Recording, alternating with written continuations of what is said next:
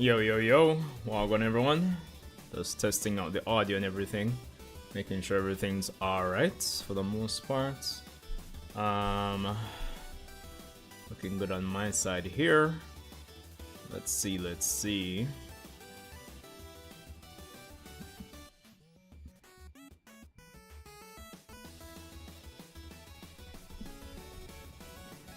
Alright, I think we are good to go for the most part.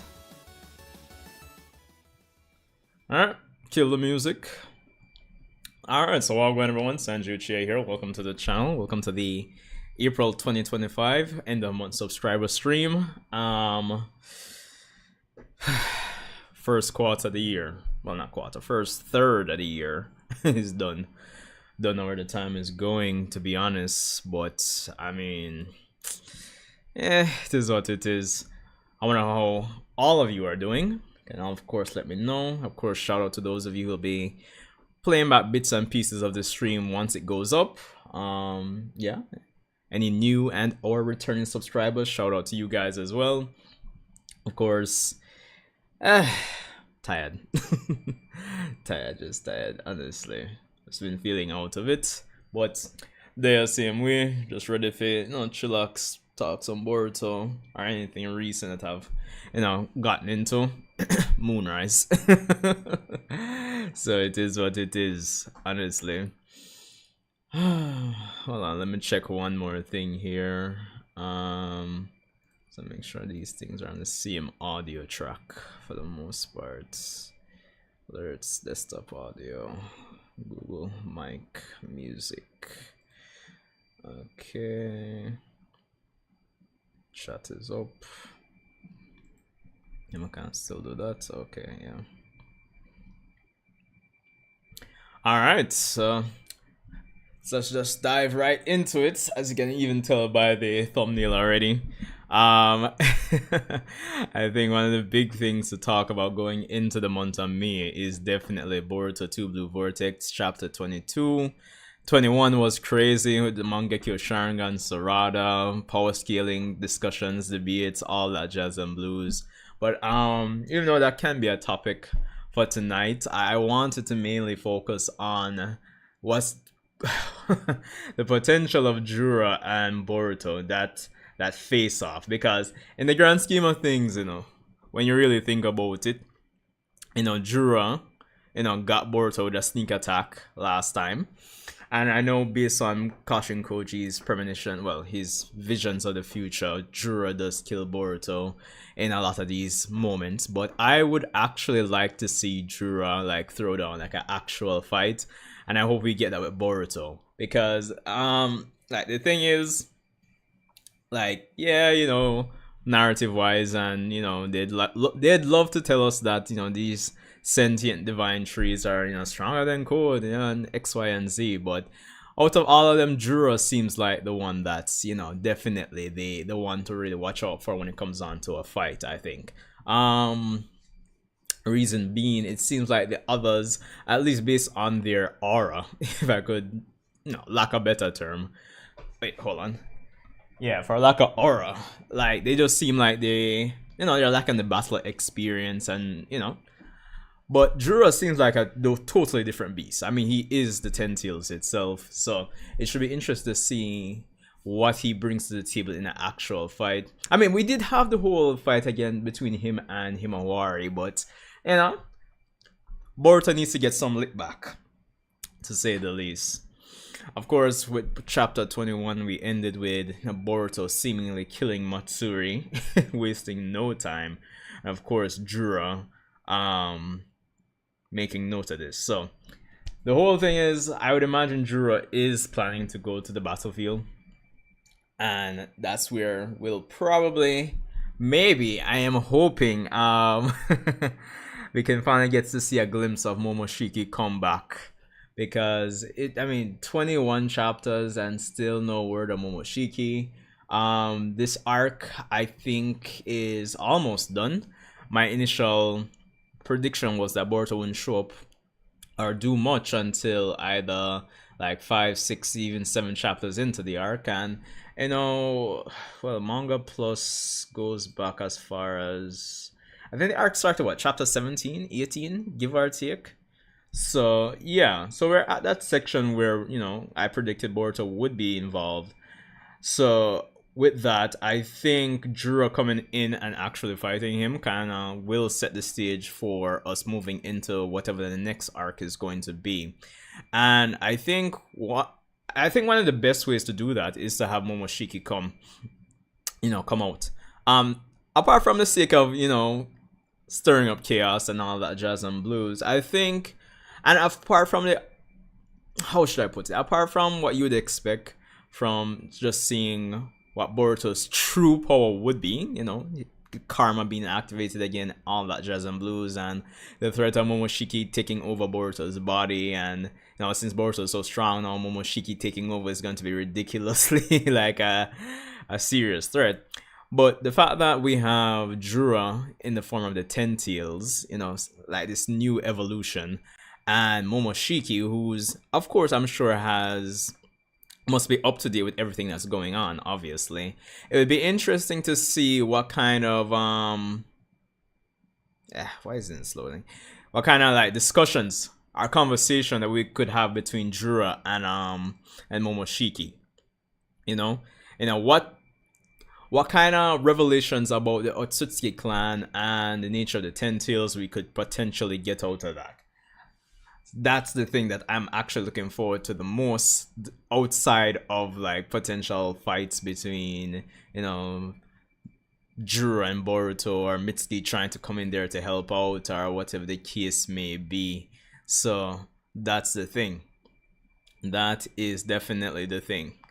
And while I did do a video last year regarding, you know, my quote unquote most recent theory and when the Jogan would appear in the manga, it would be interesting if in this conflict with Jura here in the sand, if we could get some inklings of that, you know.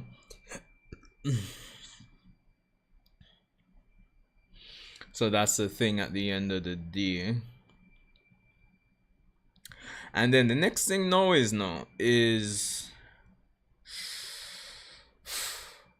how does Kashin Koji himself kind of like move forward with the fact that Boruto has kind of jumped into the fray?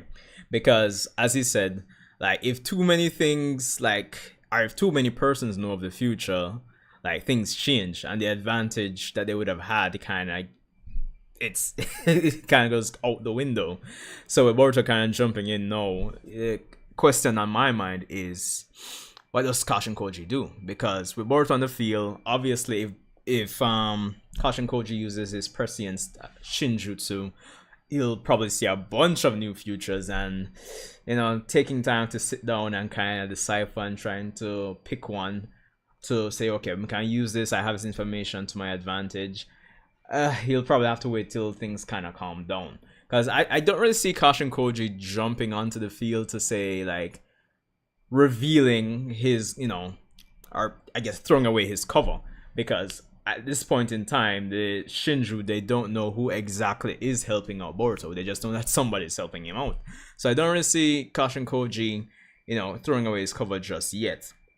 But it's still anybody's question, like, how exactly is he going to proceed at the end of the day?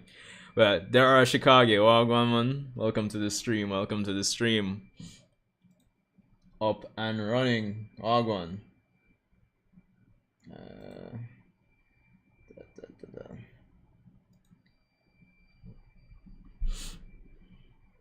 Let's see. Well, I'm gonna check some here. So, okay, cool.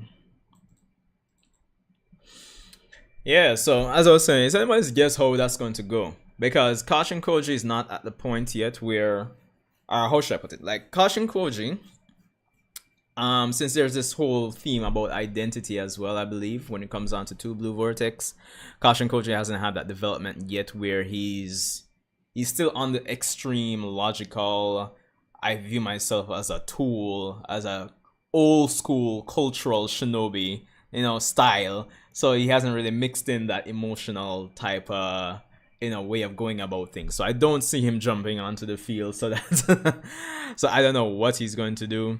Maybe send a frog out there, eat Boruto and reverse summon him. Who knows? I mean, Boruto could just teleport back to the base, potentially. Or who knows, maybe they could do, maybe Jura could remotely control something on Matsuri to kind of plant something on Boruto, and then it all starts going downhill. He transfers back to the base, and then Jura can track him too. Possibly, who knows? Possibly, who knows? But you know, Konohamaru is pretty much injured. I don't really see him doing much after this. Sarada's out cool. And Mitsuki, I mean, Mitsuki could still fight, so maybe he could lend some support to Boruto if Jura comes onto the field. But the big thing is, where's your Momo? Where's your Momo? I mean, Momoshiki, I think this would be a good time for him to show up in the grand scheme of things, right? I don't know if it would be a good idea for him to run amok, but having Momoshiki potentially come out and even fight Jura, that would be interesting as well. That would be interesting as well. And then from there, we can probably get an idea of like what Jura's next move is going to be. Because, I mean, due to the nature of him, he's kind of playing the long game, kind of just learning as much as he can. But the next thing too, based on how this recent arc has gone, in terms of, you know, him finding about, you know, love being a potential weakness of theirs, well, of the shinobi and them as well. And you know, him kind of sharing in the experience, so to speak, where Matsuri was, you know, head over heels for Konohamaru and all that. I'm wondering if this is going to change how he goes about things.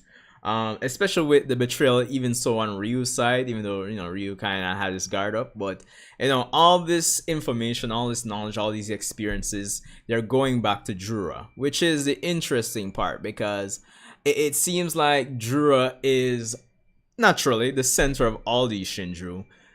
What I mean by that is that, for example, I don't think, for example, Hidari could experience Matsuri's, you know, feelings and experience that she had on the field. Because if I'm remembering correctly, there was a panel of Jura crying, and I think Hidari was just looking at him. So I think Jura at the end of the day is the one that's going to be the most developed out of all the Shinju. Or at least, maybe not the most developed, but he'll develop much faster than them.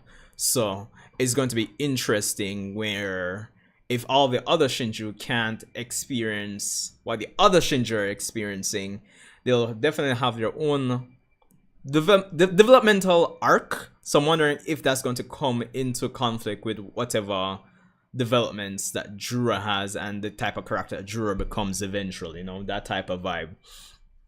So that's the thing, at the end of the day, you never know how this is going to turn out. But I don't know, what do you guys think? How do you think this is going to play out for chapter 22? That is the better question. And then with all of that being said, it would be crazy to if this arc had, like, say, chapter 22, 23, 24, say we had like 3 more chapters, and we had even Kawaki like show up, which is something I know one of you guys mentioned.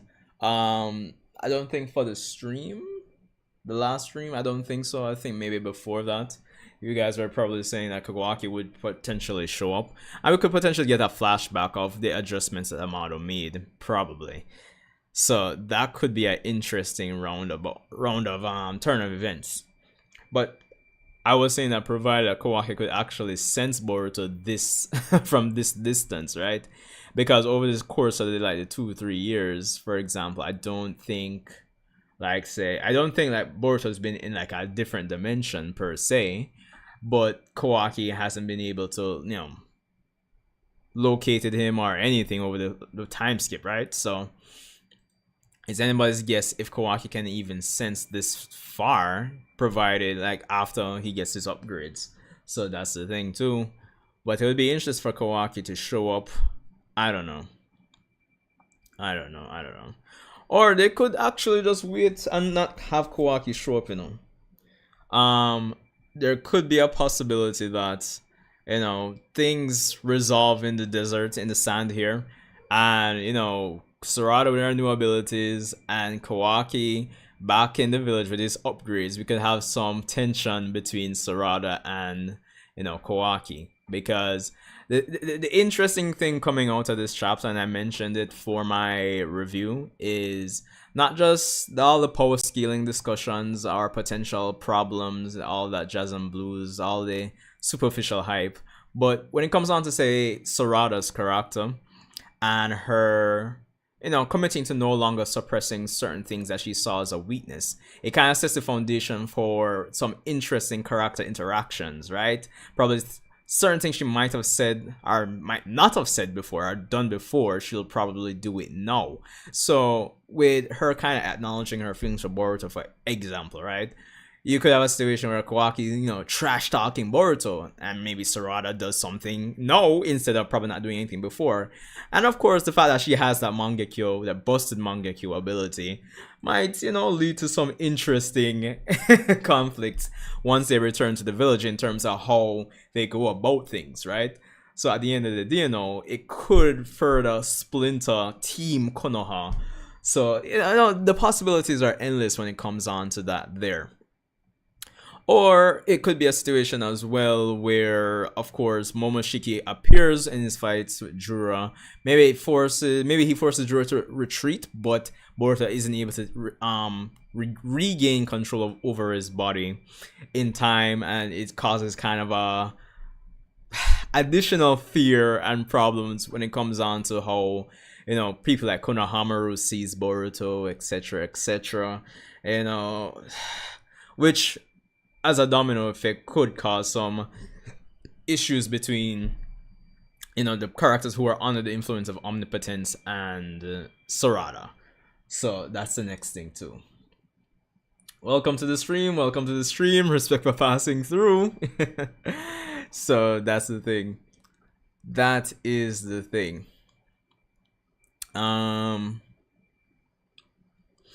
I was kind of considering the possibility of who else would be like the next, like, Shinju. Maybe a Konohamaru one? Nah, maybe. Maybe not, maybe not, maybe not.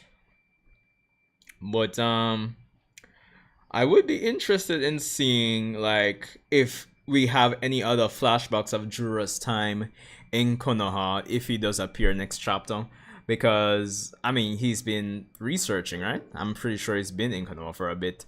It would be nice to see if he's interacted with any character.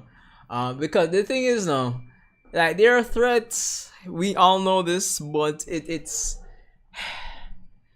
there's just this level of ambiguity to it. Like, you're just kind of unclear which direction the story is going to head at the end of the day, in the grand scheme of things.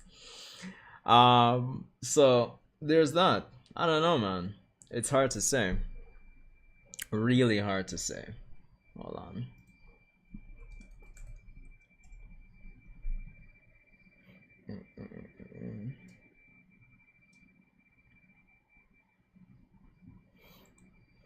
And then the next thing you kind of have to think about, even coming out of this chapter, right? Is how they're gonna handle, like, the nuances with Sarada's Mangekyo Sharingan. Because of course we know the lore, you get the Mangekyo, you eventually go blind, especially if you use it often. I don't see her spamming it. Like, say Sasuke gets the Mangekyo Sharingan and then boom, she's just using it for every little thing. And of course goes blind very quickly, but I don't see Sarada doing that, but I am kind of wondering how they're going to handle it. Of course, we as fans kind of have our theories already, whether it be, you know, Byakugo Seal, or from the perspective of, oh, she awakened her Mangekyo Sharingan under slightly different circumstances compared to most other Uchiha, so maybe it might not work the same in terms of losing her eyesight. Will Sasuke with his last eye left, will they get Sasuke's one remaining eye and and give it to her? Will one EMS like do the trick? Will she only get EMS in one eye? Stuff like that. Of course, there's a big theory of Sasuke's original eyes that Obito should be stored in Obito's hideout. If that hideout hasn't been destroyed, I mean, there's that as well. Okay, in your opinion, Sarada won't go blind? Potentially, they might go that route. I'm just kind of throwing out all the potential ways they could kind of handle it out there, which I'm acknowledging that's a possibility as well, because again, they might try to insert some new lore, some new nuance to it, where like, oh, she awakened it differently so she won't go blind. So they could do that as well, who knows. There's a theory I had where Hidari will develop and come to a different conclusion than Jura, and since Hidari has Sasuke's chakra, maybe we could do some kind of pseudo Uchiha science, and we'll get chakra from Hidari straight to Sarada's eye, and she gets an EMS there, or she just doesn't go blind, or some Rinnegan EMS hybrid type of eye, something like that. That was more so my theory when it comes on to potentially her getting a fix via like Hidari. So possibility. Wait, young skiller, wow, go on. We're just talking some Boruto expectations of chapter 22 and beyond. So yeah, welcome to the stream. So yeah, I mean, there's so many different possibilities, different ways they could go about it when it comes on to like Sarada not going blind. I mean, it would be a nice excuse to involve Sakura again. I'm always big on legacy characters making an appearance, because that continues to be one of the things that don't make sense in this manga, where you have to kind of suspend what's the phrase, suspension of disbelief, where this is about the new generation, but I find it hard to believe that legacy characters aren't showing up, getting involved. I can make the the Konoha insurance premium prices being high, so the legacy characters just don't. They just moved away from Konoha. I could continue to make that joke, but I'm just saying, you can only like keep them out of the story for so long and it not be like a problem. So, but yeah, we could have a nice excuse for Sakura to get involved.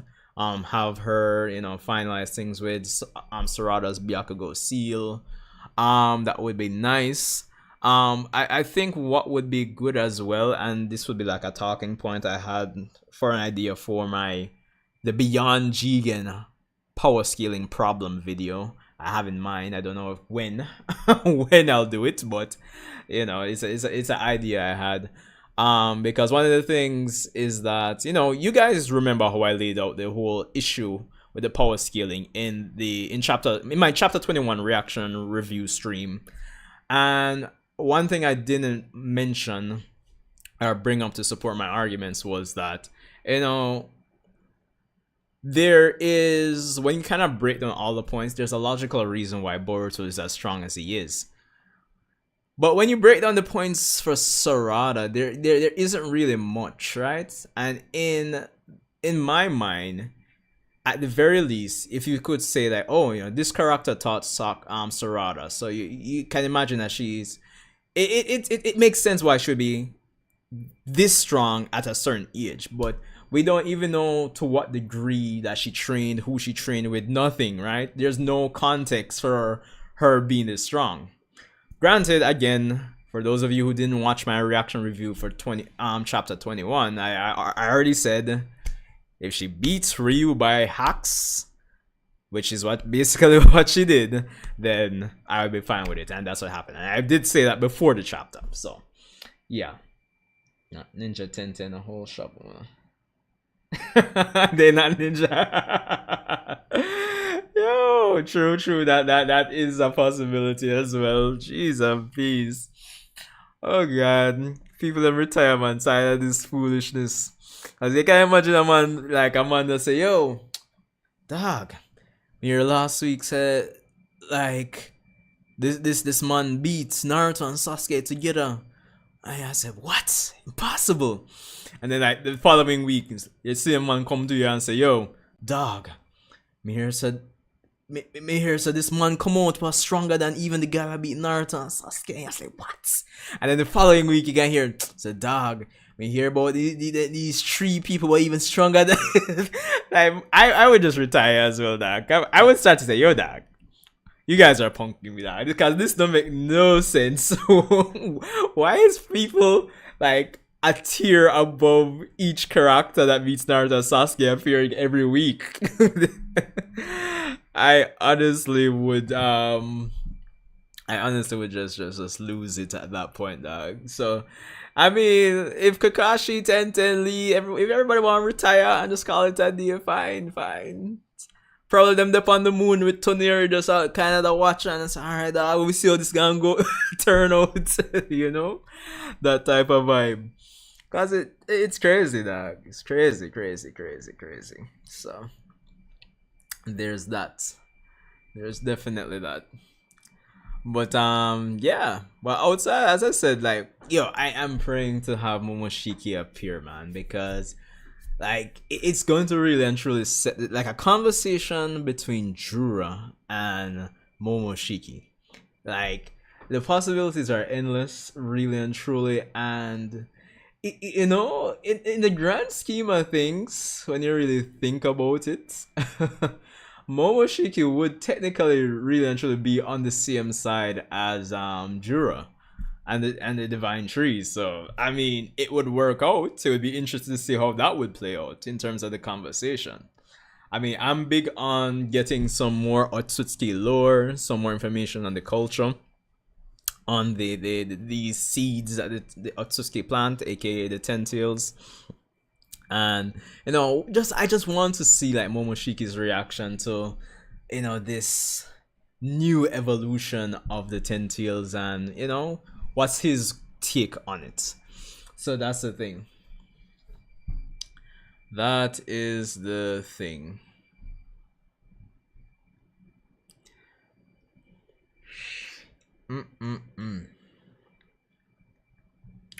But going beyond this now, right? Since Sarada had her big moment here with chapter 21, with this arc. I mean, Boruto comes back for the most part. He's stealing the show when Two Blue Vortex just started. We have Sarada having her moment here. I wouldn't be surprised, or I would like if going forward, like next arc, it's Mitsuki, because the thing is, what I find is, you know, leading up to this moment, like Mitsuki and Sarada have they've kind of been left back for the most part, like before this moment, right? And you know, all the frustration that they felt coming from, you know, part one of Boruto coming to this, it's all from moments like these. So I would hope that Mitsuki gets like a big moment next chapter. Well, not next chapter, but next arc. I mean, he has some decent setup from his fight and interactions with Boruto, as well as the doubts that he has for Kawaki under the influence, while he's under the influence of omnipotence. So I think there's some decent setup, but I want them to go more in depth with this whole son, you know. I mean, you can probably infer and deduce what it means for Mitsuki to have a son, right? But I want them to go more in depth of it, with it, right? As well as tie that to like a power progression moment, kind of like what we have with Sarada here in this arc. So that is what I want for Mitsuki going into the next arc. Or maybe they could probably tighten between like Konohamaru and Mitsuki, like have both of them have a moment for next arc, because right now, yeah, I mean we had a little Riz moment for with Konohamaru, but I don't know, it just feels like it's back to regular programming at this point when it comes down to Konohamaru. really and truly. But I think on a more superficial, well, maybe it's not superficial considering this is a battle shonen, but going forward, I want more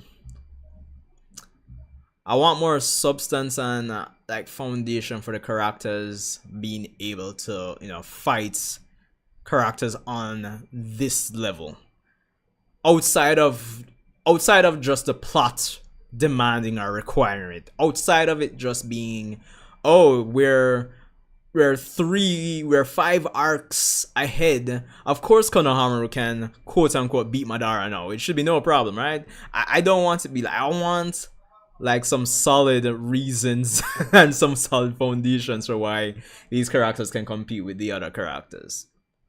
So there's that.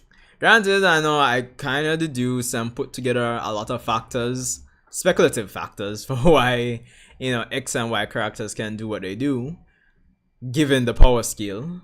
But at the same time, it would be nice to see. Coming out of part 1 Naruto into part 2 or Shippuden, Sasuke trained Orochimaru. Yeah, it makes sense he can do X, Y, and Z.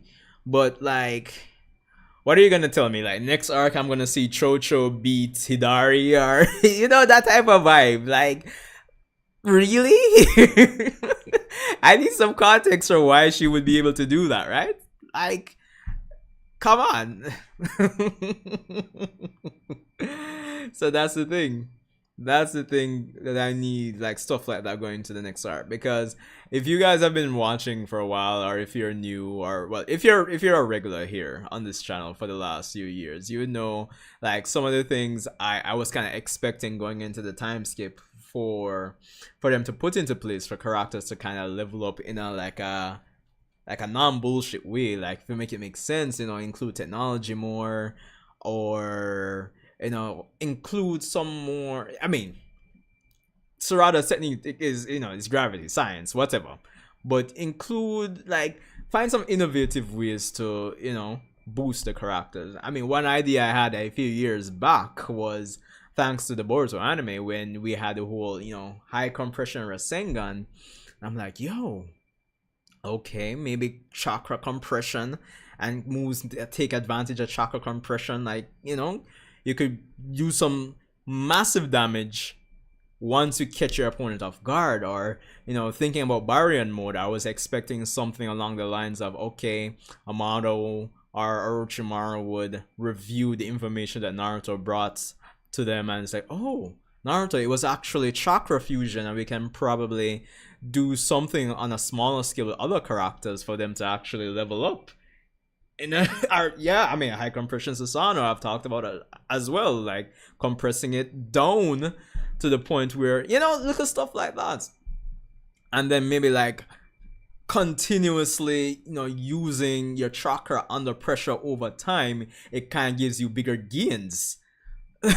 I mean, maybe you might damage your body, but probably you level up faster. Find new scientific ways to let the characters progress, like little stuff like that. But it doesn't seem like we're getting that. So I don't know, I'm just throwing ideas out there, to be honest. Throwing ideas out there. Yeah, it makes sense with the lore. Like you draw from the lore, and you find creative ways to like enhance it, play with it, make it more nuanced, and make it not seem like non-bullshit. You don't pull something. Again, I know it always sounds like I'm trashing on Sarada, but I'm not. But I mean, I've brought up the example. You don't do something along the lines of, oh, Naruto comes back from training with Jiraiya and he beats Kaguya type of vibe. Because again, I will say, based on the power scaling, it might as well, with the whole Sarada beating Ryu, that is what might as well have happened. Naruto coming back from his training with Jiraiya and just beating Kaguya. I'm just saying. But granted, again, I know, hacks.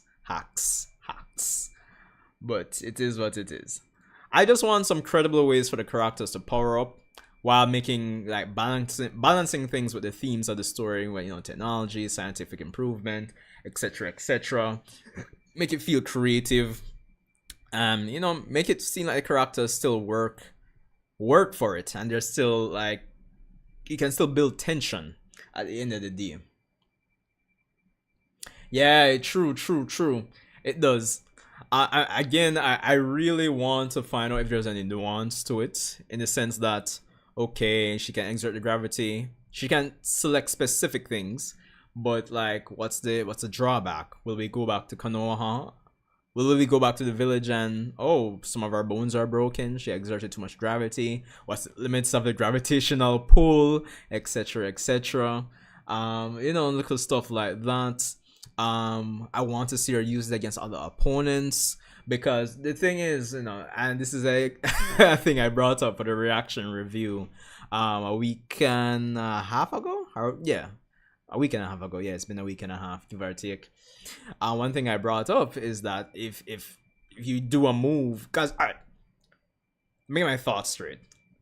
Because of this, I know persons might want to put Tsurada way up there in the power scaling when it comes down to the Naruto Boruto universe. But the thing is, I want to see more nuanced interactions with her new abilities and other opponents. One example I brought up was that, okay, maybe if she uses it against Pain, right? And Pain is being drawn to the gravity, to one of the spears. And if he does Almighty Push, is the force that he can generate, can it counteract and push off from the spears? And then the next thing you have to consider, Pain definitely has more chakra than Tsurada. So if it's a case where he can outlast her, then what do you do then? Do you put her back down to Pain level? So it depends on the nuance. It really does. So little things like that are what I am interested in before like fully like, oh, Tsurada's stronger than Barry and Mo Naruto. That's what I want to see. Continuous and Pain's wasn't. True. That is true. But at the end of the day, as I said, I just need to see it in more nuanced situations. I mean, for another example, can the spears be pushed away? Because I mean, if you're generating a I guess a pulling force, and if I do like an almighty push, will probably the spear guy go like a further distance, or just look at questions I have. Like certain anime you watch or certain things, and you're like, the author probably didn't think of that, but I wonder if, for example, like if in all cases of Mangekyo to EMS, it's been, we switch out the two eyes. Right now, Sasuke has an Eternal Mangekyo Sharingan, just one eye left. So what happens if you give Uchiha with a Mangekyo that's going blind? What if you give them an EMS from a close blood relative? What happens then? I wonder if it's only one eye, that type of situation. These are like the type of questions I'm talking. So I just need to see more from Tsurada. It's very impressive. I love the ability. It kind of sets the stage for her to come up there with the rest of the cast, and of course everything that comes with it when it comes on to her character and what she talked about in this chapter is nice. But personally, again, I just need to see her as a fighter with these new abilities interact with other opponents, probably opponents that have more battle experience as well, because the next thing you have to consider is, like Shikamaru said, these Shinju are basically newborns. I would like to assume, or like to think, that train of thought applies to their battle IQ, or I don't know if it's a case where the persons they're based on, do the Shinju get their battle IQ and battle skills? We don't get them like we know they get the techniques, but do they get like the battle IQ, the battle experience with it? I don't think so. So I'm just saying. We know she will have like her Susanoo. True. But we definitely need to see her second ability first. Definitely need to see it. Hopefully it's something I don't know, Genjutsu based. Hopefully for her second ability. Maybe. Because thinking back on even like Sasuke, I mean, he has Amaterasu and then Blaze release in the next eye, so it could even still be something related to um her current Ohirume. Is it Ohirume or Ohirum? I wonder how it's pronounced.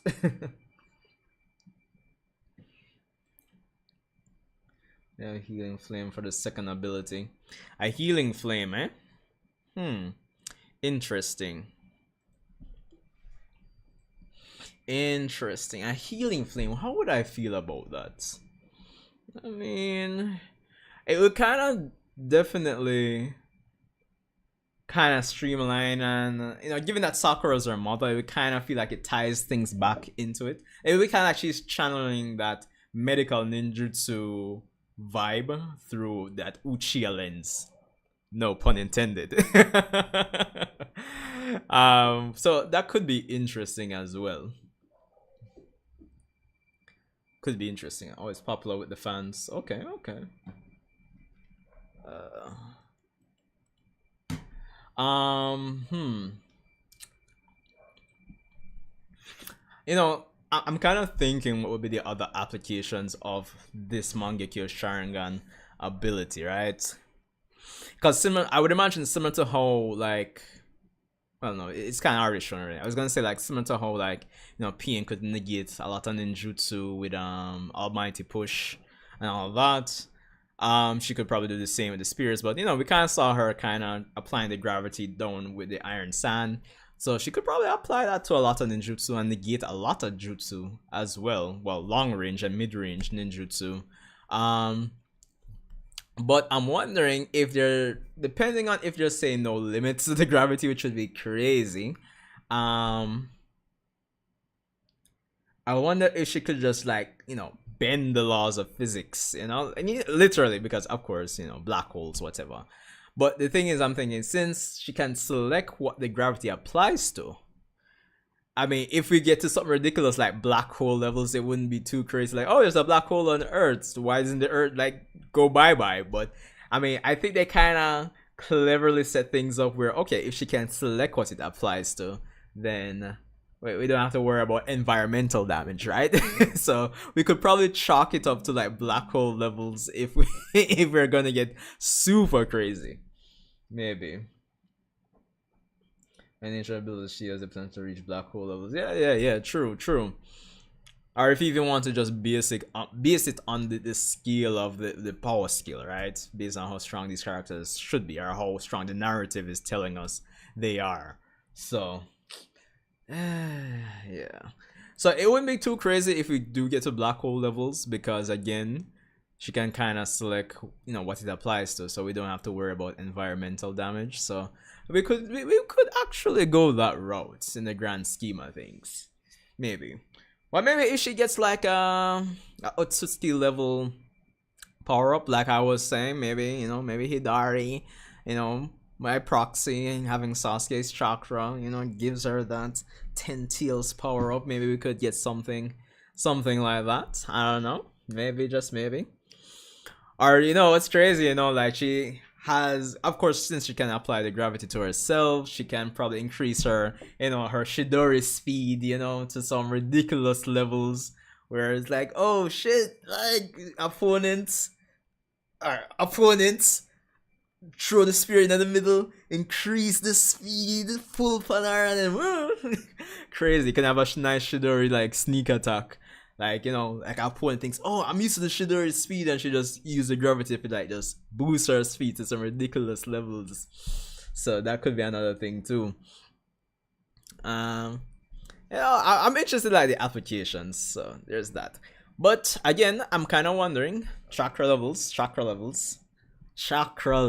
what's going to happen? Because similar to like my example of how our abilities would interact with certain opponents, and my example of putting Sarada up against Pain, one of the things I'm saying is that Sarada is not outlast. I don't see any reason why Sarada should outlast Pain if it's just based on raw chakra. And if Pain can, well, that's if Pain is going to use the abilities creatively when it comes on to the the paths. So what happens when she runs out of chakra, right? So I'm interested to see what they're going to do. That she could use almost like a flying thunder god. Exactly. So that's the thing.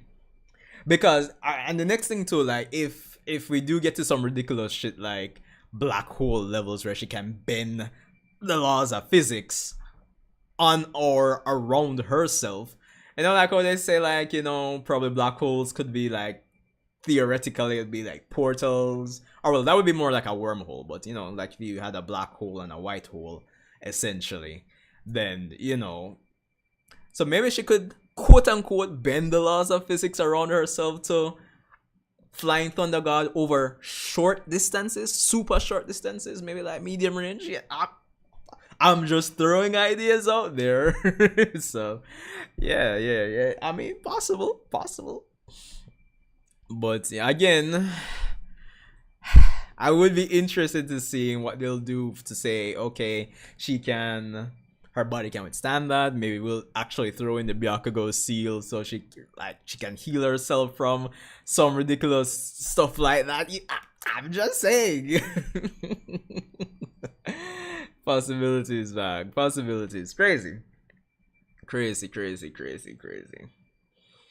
Oh my god. But I guess we'll see. We'll see in due time. Alright, so I want to know what you guys feel. Like, what are you guys thinking about, like, Momoshiki coming back now, right? Coming back, and more so, like, closer to the end of next chapter. Maybe Jura does come onto the field. Maybe we do have a scuff with Boruto. I mean, no, Boruto doesn't want to use his karma, but maybe he'll be forced into a situation where he has to use his karma. And then we'll probably have Momoshiki take over his body for a little bit. I mean, it's like Sakuna. True. That would be something. I wouldn't mind him scaring Konohamaru. That would be nice. But I don't know, like, thinking about it now, I feel like Momoshiki even coming back on the field, I don't know. Because the interesting thing about, like, for example, with JJK, with Sukuna and Yuji at the time, like, is the contrast between their characters, I think. Right now, I feel like if Momoshiki comes back, we'll have an interesting dialogue between him and Jura, because again, at the end of the day, technically speaking, Jura and Momoshiki would be on the same side. So maybe we could have a conversation where, maybe Momoshiki can somehow fragment a piece of his mind and have this telepathic conversation with Jura that Boruto doesn't know about, just to create some tension where Momoshiki will start to have a more proactive role, well, somewhat pseudo-proactive, and we'll have him scheming with Jura at the end of the day. Well, I mean, it would be like an initial scuffle. I mean, we had Jura snipe Boruto like last arc, so I'm just saying, having a little Jura existing. Maybe if young Skiller, maybe talk more on that. You don't think Momo approves of it? Let me know why you'd say that. I mean, I could probably speculate in the sense that, the Shinjuru almost feel like they would be this Tentails, a seed that the Otsutsuki plant, trying to become a new breed of Otsutsuki. So that could be like the perspective I'm thinking about when you say that, right? Because think about it. I mean, Juro himself did say like, yo, what if we eat the fruits? And at the end of the day, part of what made them evolve is the essence of Ishiki and Otsutsuki that was in the white karma.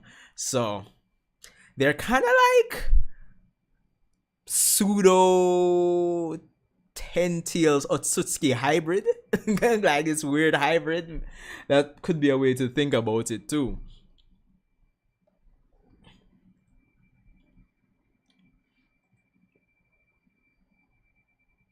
Which is interesting when you think about it, right?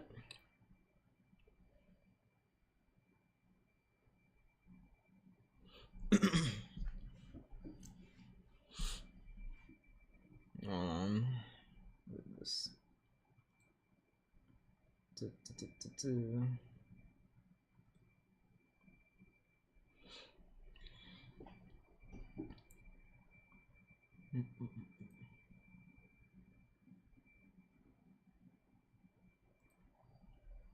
But yeah, they're basically like kind of like hybrids, so it would be interesting to see how that goes. I think even part of the reason why I would want to even just get a conversation between Jura and Momoshiki, I'm dying, I'm killing for any hints of getting the state of like what the Otsutsuki clan is, right? Because we've talked about this before, and I think a lot of persons may have talked about it as well, or at least gotten the vibe. Like, doesn't it seem like there's not many Otsutsuki left? That's the vibe I get. Like, there are not a lot of Otsutsuki left.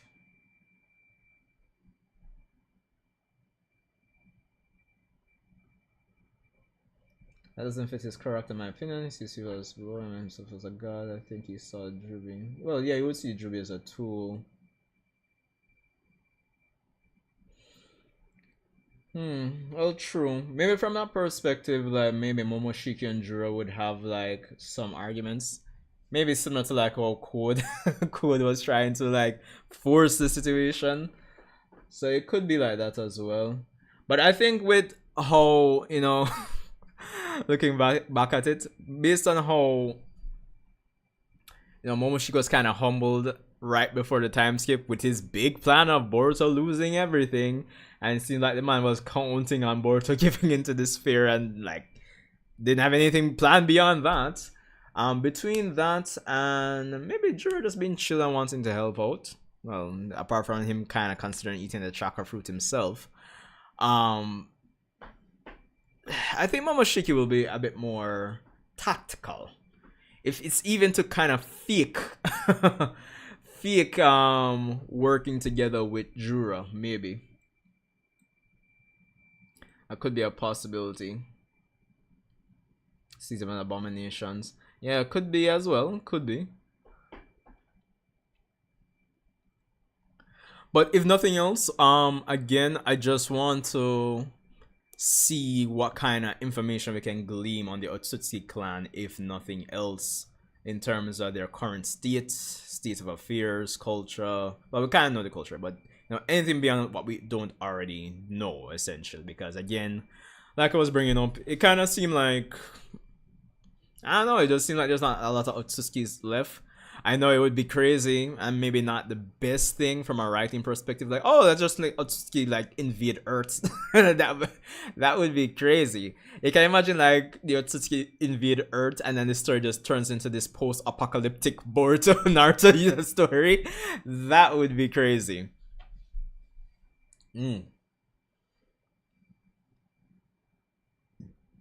Yeah, I think so too, fam. Because while again, like the Shinju are cool, I think they're creative antagonists, but like, and this just might be, it might be me just being greedy as a fan, but I'm ready to try to look and figure out what's beyond them. Um, I've already theorized that Two Blue Vortex probably. Did I do a video on that? Probably not. But I've already, thought to myself like Two Blue Vortex isn't going to be like the final quote unquote series. Like we'll probably have one more like series, so to speak, where Boruto, Naruto, Sasuke, all those characters are like, it's like an Avengers type of endgame where you have multiple main character type of vibe.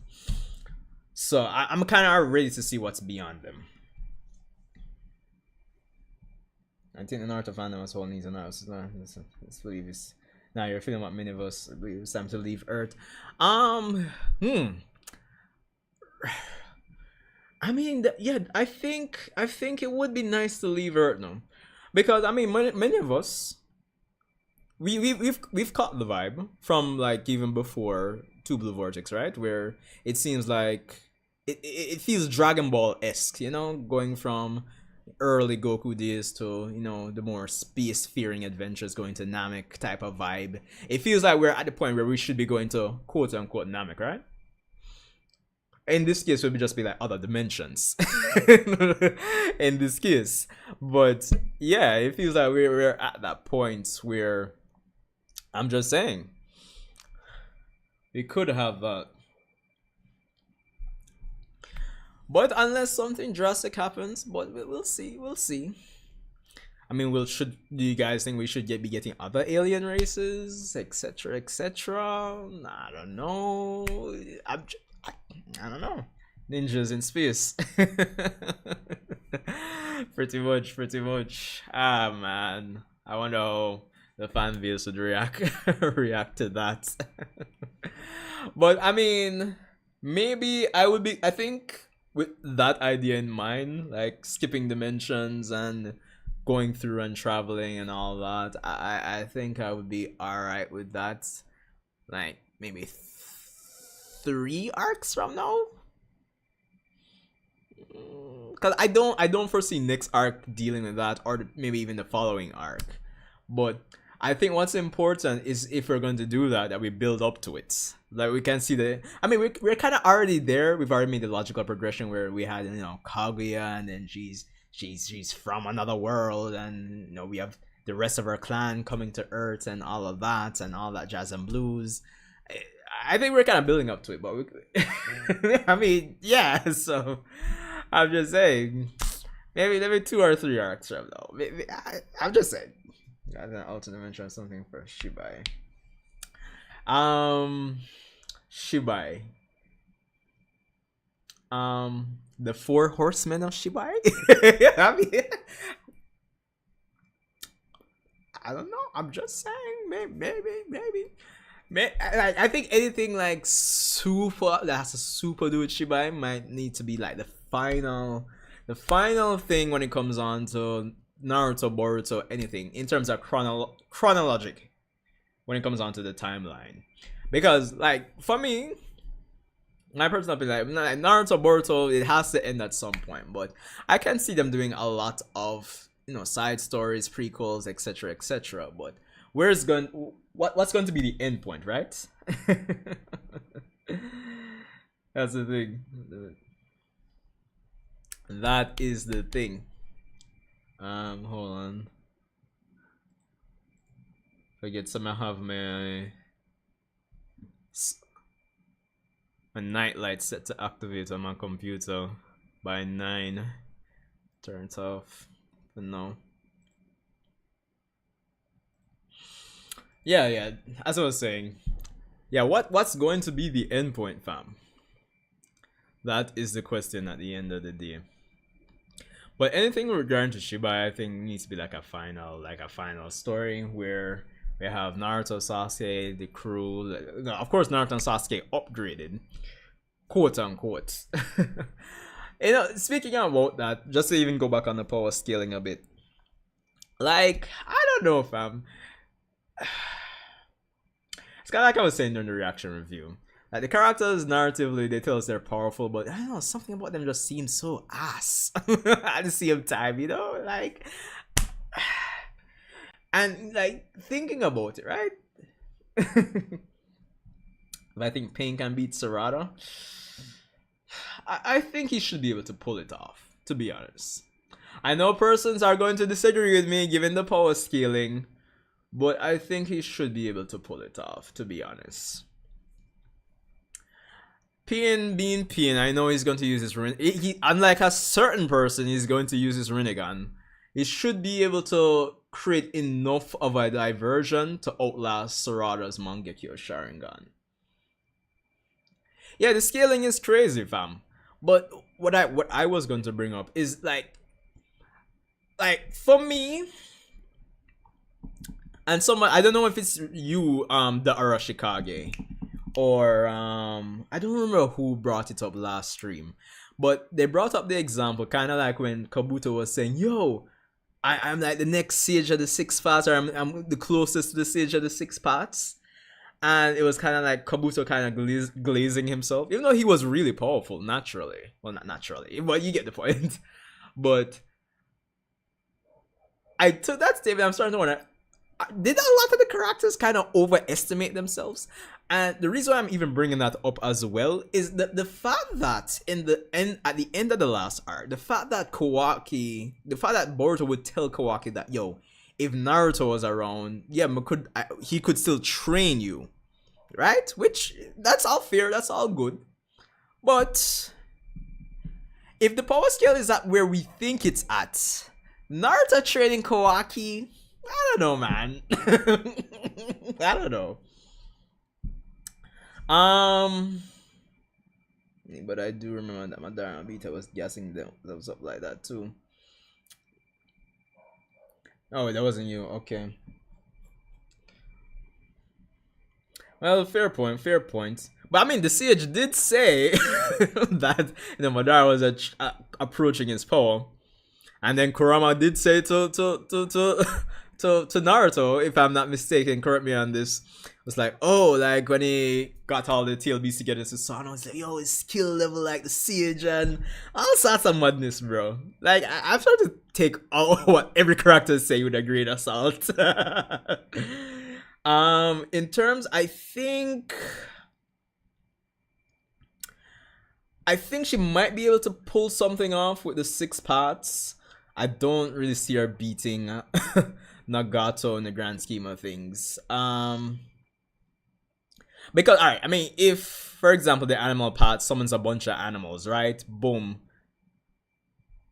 I would assume that the 4 spears that she has can only apply to one target at a time. And then she still has to have one, ideally targeting herself.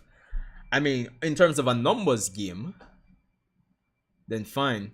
Granted, I will say, it could depend on intel as well. But I don't see her outlasting Nagato or the 6 parts. I like to compare Boruto characters and actors with equal stats so you can see who is better combatant overall. Yep, that's a fraud.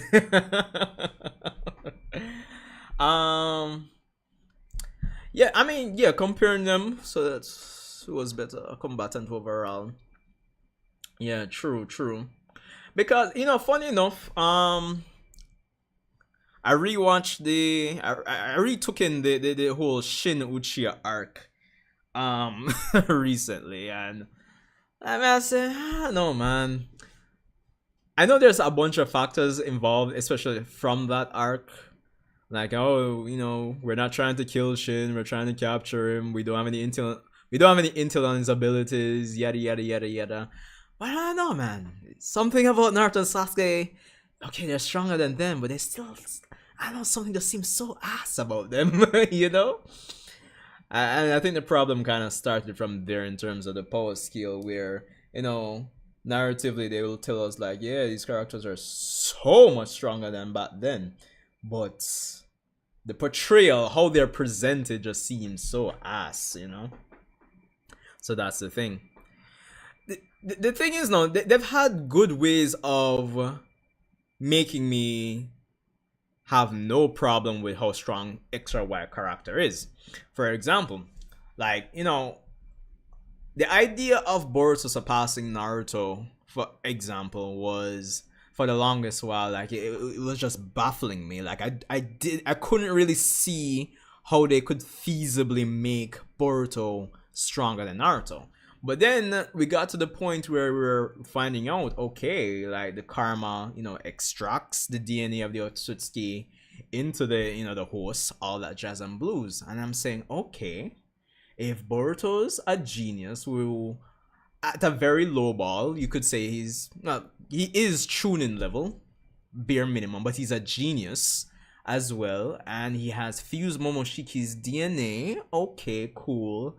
And then you give him 1 year training with Sasuke and 2 years of training with Kashin Koji, and he has that Otsutsuki potential. Like, when you put in all those factors and you're saying, okay, at the very least, Momoshiki fused, even though it looks ass, but narratively, of course, we saw him take on Naruto and Sasuke. Then you're starting to put it together and say, okay, I can legitimately see how Boruto could surpass Naruto in a few years, right? I'm just saying, like, it makes sense when you consider all the factors. But then, like, it's so troubling for other characters.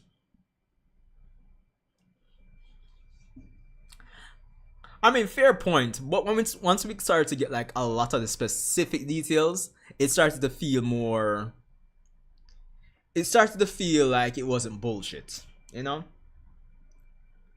it's not at that level yet, but if if they're not careful, Boruto could, as a franchise, I already decided a franchise, it could be dabbling into that Dragon Ball Super anime territory in terms of power scaling and certain characters who have no business making certain jumps in power, right? Like, like with Dragon Ball Super, I think every arc I had to be questioning. Like something seems off here, something that makes sense, you know? So, like, if it's not careful, they could really be like playing with on thin ice in terms of how things are portrayed. Yeah, that's what I'm saying. I'm good with hacks. Because one example I gave before was that, for example, like Hashirama stronger than Obito, right? I think most persons would agree. But I think most persons would also agree if Obito catches Hashirama in Kamui, it's still over, right? So yeah, I'm good with hacks. I'm good with hacks. Maybe if she has the hacks and she just needs to get some supplementary like boost her abilities to sustain her use of the hacks in battle, I think that would be fine as well. I think that would be fine as well.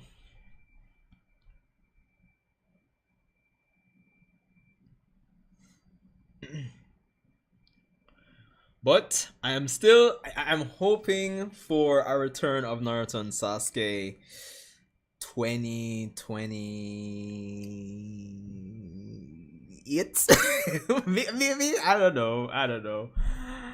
Ah boy, don't think we're expecting it to surpass Sasuke. It'd be kind of hard to be honest, but it depends. Because again, as I said, I think there are ways to do it. To be honest, like if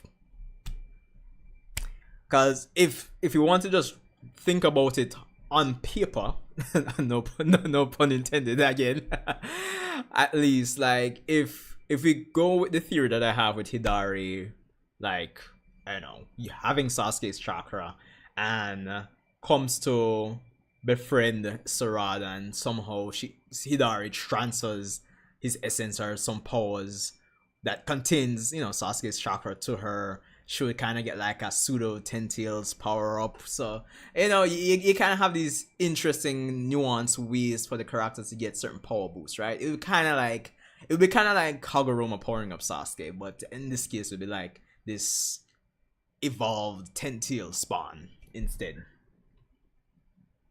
Gets the MS somehow. They're saving that for Sasuke's return. I mean, yeah, could be. But yeah, I think Naruto and Sasuke, maybe 2027, 2028, coming back to the manga. You heard it here first. But honestly, the more this goes on, we're past the point of, I think we're past the point of 30 volumes, right? Like, the interview I keep referencing in the past of Ikemoto wanting the Naruto story plus the Boruto story to be less than 100 volumes. I think we can kick that out the window now. I'm wondering how long the story is going to be. Because, like, Boruto plus 2 Blue Vortex, we're 101 chapters in? And, I mean, for a monthly manga, the only other one I've read is, like, Attack on Titan. And that's 139 chapters. So, like, I'm thinking, like, if you were to equate it to Attack on Titan, could the story end in 38 chapters? That's a little over 3 years. I'm really wondering how long the story is going to be. Damon and Ear dealt with. Potentially. She either has EMS cause of genes and a role, or the awakening wasn't per se from negative emotions like Obito. Yeah, that's something I brought up earlier when I was saying that, also some of the potential ways she could either get EMS and or avoid blindness was the fact that, she awakened it differently. But that could be an interesting thing too, where Orochimaru like experimented on Sarada without anybody knowing as a part of an experiment, and as the manga goes on, she unlocks something new because of that. That could be an interesting way to even bring Orochimaru back in too when you think about it, which probably won't do because legacy characters are on vacation for some reason. I know that I will have to wait till the anime to see those type of characters. Yeah, man, this is what it is. Ada's eyes somehow. Well, then again, huh? I was gonna shoot that idea down in terms of getting Ada's eyes, but that probably wouldn't be a bad idea. I mean, it's Shibai's DNA. I mean, screw the whole close blood relative thing for EMS. I mean, what happens if you transplant a Otsutsuki's eyes? Like Shibai's. Huh, maybe one. Sun and Moon eye would be crazy work, like Kakashi. Whew, Sun and Moon, that would be crazy. But I mean, would she get I guess what's Sarada with the Senrigan, the ability to basically see everything. I wonder if Sarada would actually like it, but it would be crazy. But that aside, I would be curious, like what kind of mutations would happen in those type of eyes, Some mutation. Yeah, possibly. Shinjutsu. Yeah, because I guess everybody's gonna have to get something Shinjutsu based at some point. I wonder what they could do for Mitsuki, right? I mean, there's some obvious things you could talk about, go back to Orochimaru, power up, whatever. But I don't know, I feel like Mitsuki needs something more, man. Reverse Toneri. Speaking of Toneri, I wonder if there are any plans to bring him into the manga. Because I think a lot of persons were theorizing about Toneri for the longest while, especially because of the anime. Him being shown early on. I mean, he was kind of, frozen, turned to stone by Urashiki. Jeez.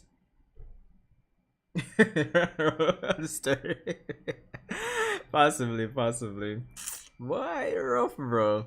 I mean, they have so many things to play with, to be honest, when it comes down to this story.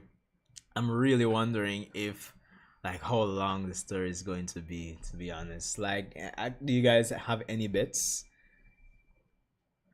I mean, we are already 101 chapters in. And I guess if you do the math by page number, if you were to estimate that each chapter is maybe 3 weekly Naruto chapters, give or take, would be at chapter 300 and something, 303, 305, give or take. If this was a weekly manga, so we're almost nearing the halfway point when it comes on to just based on length or page number, I guess, between Naruto and Boruto. But the crazy thing is, when you guys think about it, next year 2026 is going to be the 10-year anniversary of Boruto, because the manga started back in 2016. So I'm kind of curious if they have any grand plans for that. Mitsuki's power, but he's out of here. Yeah. I don't know. Maybe they'll surprise us at some point and bring Toneri back in. I don't know, maybe. But like I just mentioned, I'm kind of curious if there's any plans for the 10-year anniversary of Boruto. I know persons, including myself at this point, would predict that the Boruto anime won't drop until, say, 2027. But next year being... Well, no. That could be the case for real, because 2027 would be the 10-year anniversary of the anime.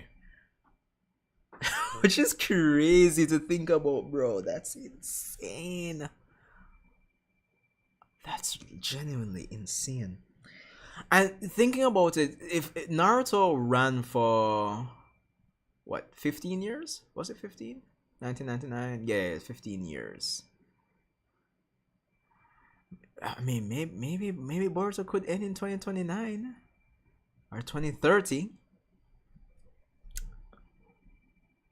Yeah, I think 5 more years would be good. 5 more years. That would put it to the same running time as Naruto. You know what would be funny if I doubt it's going to be the case, but if in 5 years time One Piece still isn't done, that would be wild. Like Naruto plus its spin-off had twice its run and One Piece still isn't done. It's crazy, crazy, crazy, crazy. But but then again, by that time, I expect the One Piece remake by Wit would be out. So I guess in some sense, because no, thinking about it, like over the course of the next 5 years, the big three in terms of their universes will be like they'll be like really big on the anime and manga scene for the most part. Because if, say, example, the Boruto manga has 5 more years and Studio Period, however it's pronounced, kind of approach the production differently. Yeah, maybe up to 2031, 2032. Ah, jeez. I already feel old, but jeez, I'm just saying 2030 something that just sound God. But anyway, so yeah, the anime should be running up to that point, and I imagine they'll be doing spin-offs or something else.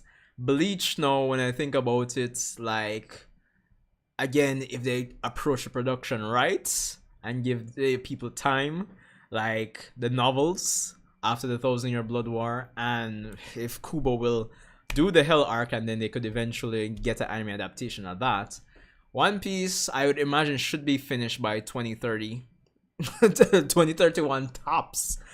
And then the anime should be finishing maybe like a year or so after that, but we'll still have the anime remake. So it's like the big three will be just still be like a ever present thing even up to that point, which is crazy. Good. You clicks to drop. Yeah, true, true, true. Um, it needs to look good, and piercing needs to be excellent. Um, I want it to be kind of like how the Kawaki arc was, not necessarily pierced, but in terms of like some qualitative improvements. Like, okay, for example, that episode where we had Kawaki, the flashback with Kawaki and his father, like episodes like that to really kind of add some meat, add some even more flavor to what we're getting already, right? And just have episodes like that, but still straight to the point. Because I am almost certain part of the reason that Boruto isn't really liked like that up to this day is the anime. We all know it. It's true. Like there's no disputing it. Even I myself, when the anime just dropped, I was reviewing it and I dropped the anime multiple times. And again, I've lived to see persons come back who dropped Boruto, come back and read the manga and say, hey, this isn't so bad. This is like, So the anime needs to come back with a certain bang, certain way of doing things in the grand scheme of things. Because they will have space from the anime. That's why the place is so bad. It's because they keep catching up. Yeah, that's true. One Piece.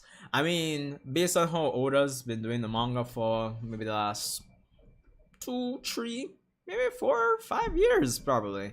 The anime has a lot of in-between space where they can, expound on things. But with One Piece, like, a lot of times I think I can still see, like, the intentional attempts to, drag out the episode. I don't think it's bad these days, especially with the production quality. But, because I remember watching one episode in Wano with, with Kaido looking down at Luffy. I'm like, okay, it's Luffy, Kaido, Luffy, Kaido. Like, fam, you're doing this intentionally to drag out the runtime. So that's the thing. Like, it's good that One Piece got that 6-month break, but I think they should have given it more time, or at the very least, they should take more 6-month breaks. Maybe they could have a run from now until October again, and then take a next 6-month break. I think it does wonders. I want saucy fights. That's why I thought it was great. The manga has been over. So yeah, exactly, that's true. And of course, with Core 4 or the final season, I'm hearing we're getting like a bunch of like things that weren't in the manga thanks to Kubo. So I'm just saying, fam, One Piece anime wise could still benefit from like I think, and I think maybe this would be like the middle ground for even say Boruto. It'd be kind of like, I call it pseudo seasonal. It's not genuinely seasonal, but you have episodes run from, maybe you do like 12 episodes and then you take a 4 month break and then 12 more episodes and then a 4 month break. So it's kind of like pseudo seasonal, quote unquote. You gotta give things time to build up, fam. Honestly, I think that works. I think OG One Piece didn't get hard to watch until, I would say, I'm tempted to say Enies Lobby. Because I remember being in community college and I was going through One Piece. And I got to Enies Lobby and then it's like from there, it started going downhill in terms of the pacing. And then time skip, oh jeez, God, I think everybody knows. Dressrosa, especially Dressrosa. It's crazy, fam. I mean, One Piece is what? 1100 and some episodes. Like, if you had good pacing, you could definitely probably cut that down to maybe even 600 or 700 episodes, fam. To be honest, I'm not gonna lie. You could cut that down. But I guess that's what the Wit Studio remake is for, in the grand scheme of things. Has anyone watched recent, what are the recent animes you've checked out if you've had the time? Personally, I checked out Moonrise, that Netflix anime.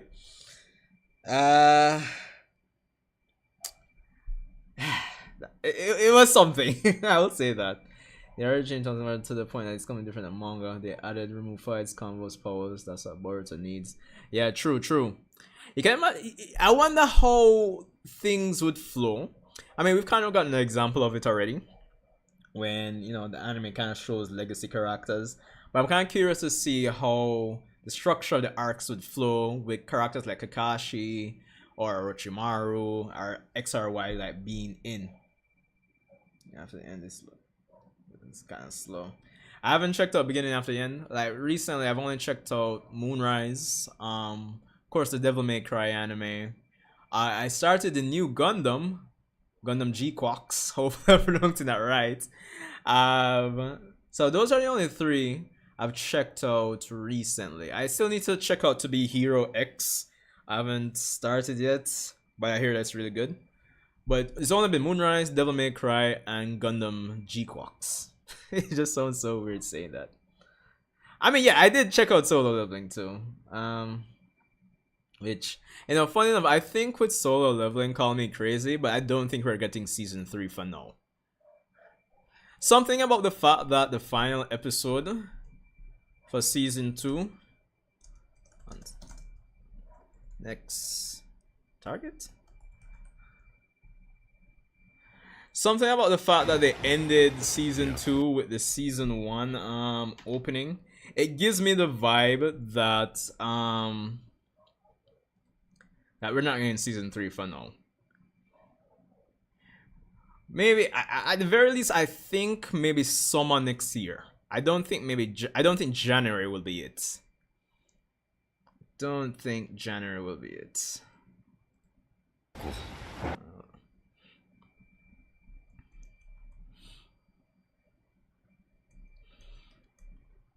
But season 2 was pretty good to me.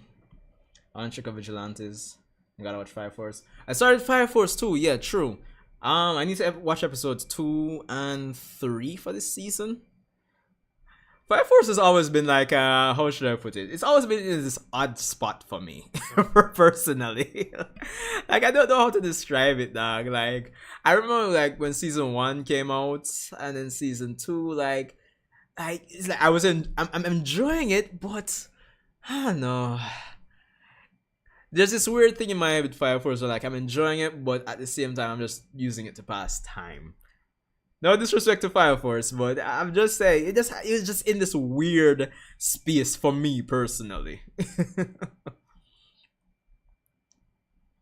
The reason I watch Joker, yeah, Benny and Joker still hype. True, true. I can't argue with that, Arashikage. Can't argue with that at all. But yeah, as I was saying, I don't think we'll get season 3 exactly January for next year for solo leveling. I actually think maybe even summer might be it. Or maybe at this point of the year, like quote unquote spring. Yeah, Millennium Kage. Shows where I forget it exists, but when I watch it again, Peak, did I forget?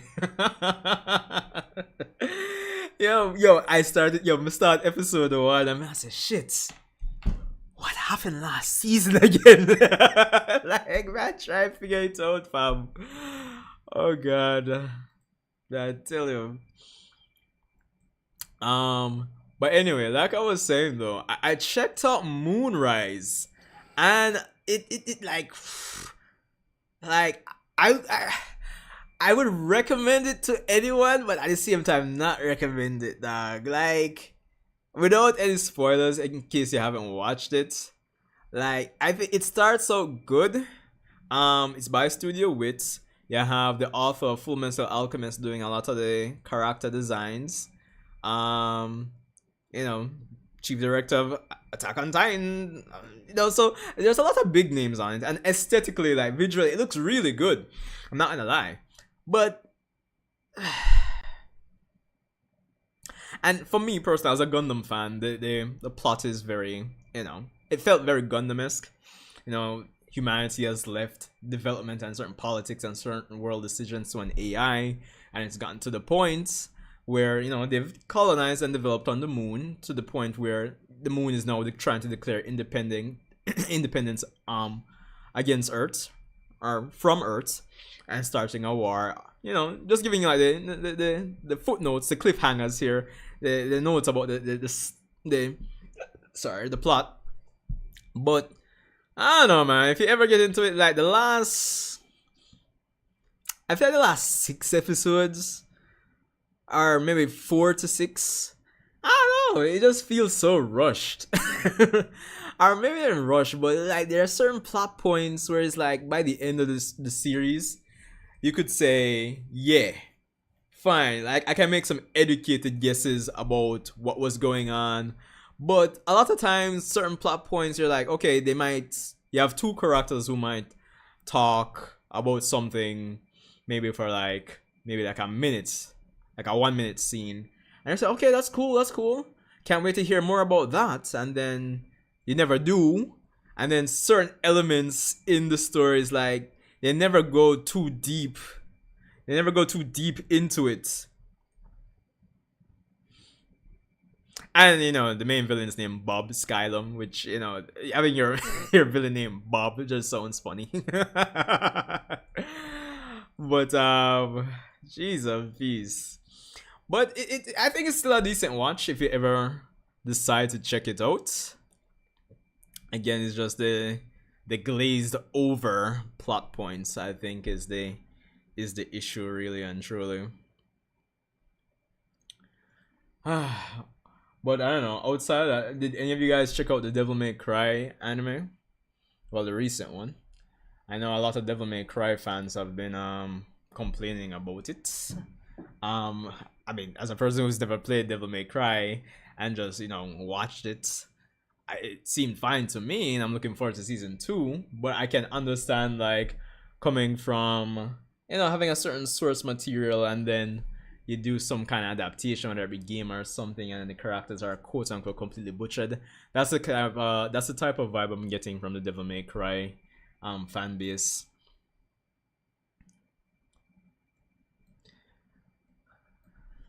But I don't know. I enjoyed it. Yeah. Especially since the whole vibe of the show from the promotions, like really streamed like heavy 2000s, from including like Papa Roach, you know, cut my life in two pieces, you know, that type of vibe. It just felt very 2000y in terms of the vibes. I will say so. And of course, having Evanescence come in, the song Afterlife is pretty good. I like it too. So, I don't know. But outside of all of that, you sure made me want to check out the game's finance. So there's that. Well, I guess there's that plus side. I mean, to be fair, like earlier in April, I was watching a lot of Devil May Cry, like cutscenes from like Devil May Cry 5 and all of that. So at least that, I'll give it that.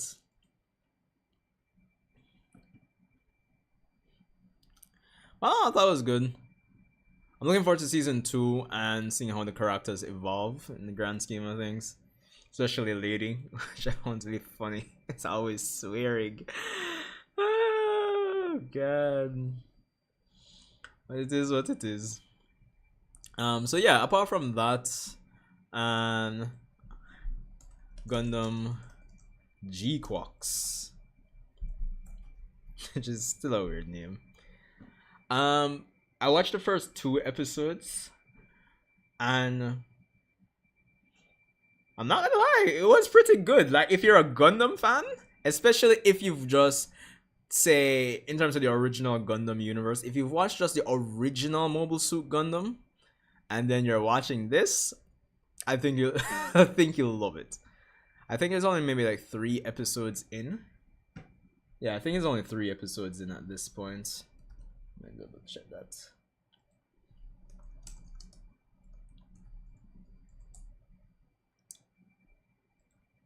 That. Yeah, it's only 3 episodes at this point. It's on Amazon Prime. If you don't want to sail the high seas to get it, I suppose, to watch it.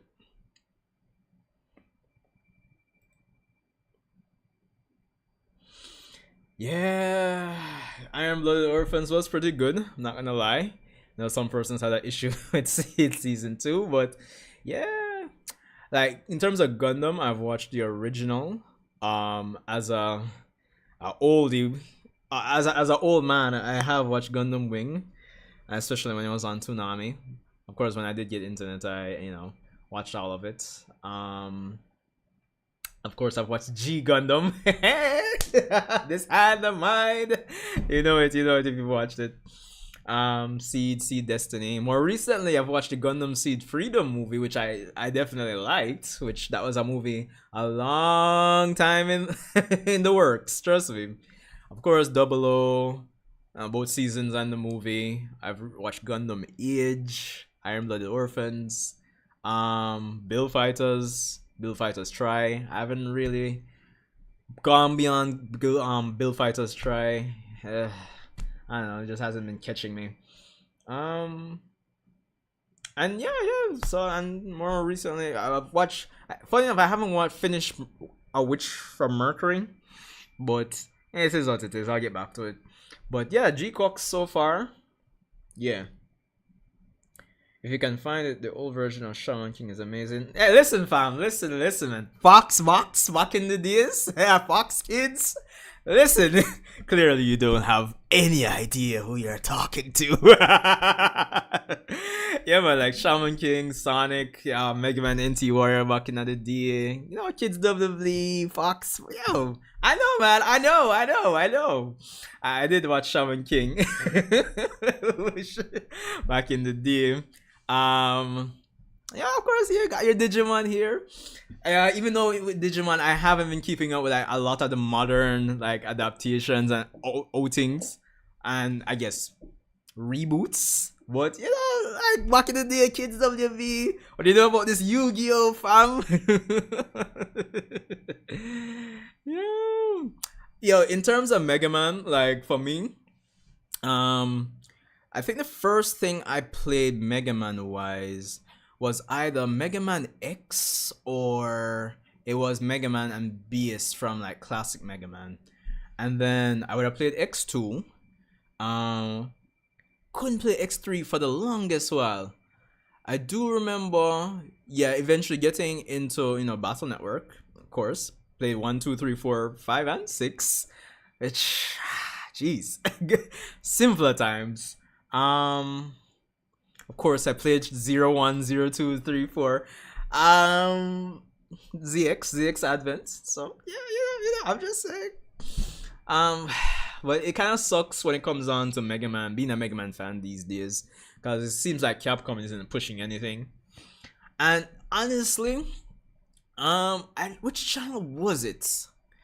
I was watching like a history recap on a lot of the Mega Man universes by this channel. I think it was the Black Master. Yeah, this YouTuber, the Black Mastodonte. Yeah, he has dedicated videos to like the lore of each Mega Man. But even before like watching like these videos he did, like I always said like if Capcom could like do like a genuine like Mega Man anime, like from classic, like outside of, you know, we had NT Warrior, we had Star Force, all of that, yada yada yada. But like a classic to X to 0 to ZX, I'm just saying, and if them do it right, I think it could really be something special. That's all I'm saying. But yeah, you guys can check out this YouTuber. Definitely recommend. Puts a lot of work into his videos, I'll tell you that much. Yo. So there's that. But yeah, man, Mega Man, I mean, even back in those days, simpler times, I'm telling you, man, it was like it's so interesting being an adult in the sense that, you know, you kind of have this quote unquote freedom, and, you know, maybe not financial freedom to the way you'd want, but, you know, you can, you know, spend, you can go out when you want, quote unquote, and treat yourself, yada yada. But, you know, there was something, I guess, depending on your childhood. So let me not just assume and take it for granted, depending on your childhood still. But yeah, there's something just magical about like being a kid, right? Like, I mean, even using the example of watching, say, Inuyasha, like late night Adult Swim, I don't know, man, like there was something mystical about that to me. Yo, every time spend your time as you want after work. Yeah, that's true. But I guess like it's a law of equivalent exchange. Kinda, you know, give up something when you transition from childhood to adulthood. Unless you genuinely have like certain financial freedoms where you can just, you know, have time to do the qualitative stuff that you want. That's the thing. Yeah. You know, when you're a kid, before the weight of the world start kind of bog you down, essentially.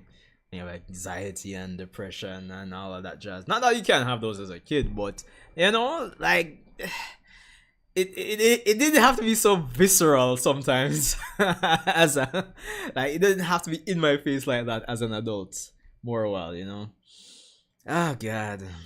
And that self-imposed pressure more a while is like, jeez, I should be further ahead, you know. That type of vibe. But, you know, take it day by day. Trying to take it day by day at this point. Bro, I'm telling you, it was mystical watching Inuyasha back then, bro. Like, crazy. So, or even like trying to buy Yu-Gi-Oh cards after school and dueling, even though looking back at it, we clearly didn't know all the rules. We're kind of making it up as we go. So that, yeah, Beautiful Joe. I remember going to. I have a friend. I haven't talked to him in a while though, but back in like the PS2 days, we used to play Beautiful Joe, bro.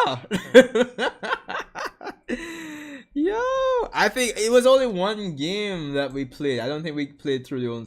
I don't even think we beat that game, to be honest. Let me just bring this over here. So, yeah. I honestly don't think we beat it. But yeah, man, I remember it. Or even like Jack and Daxter.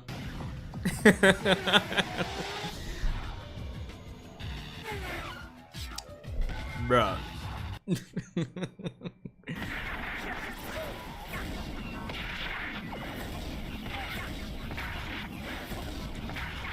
Simpler times, simpler times.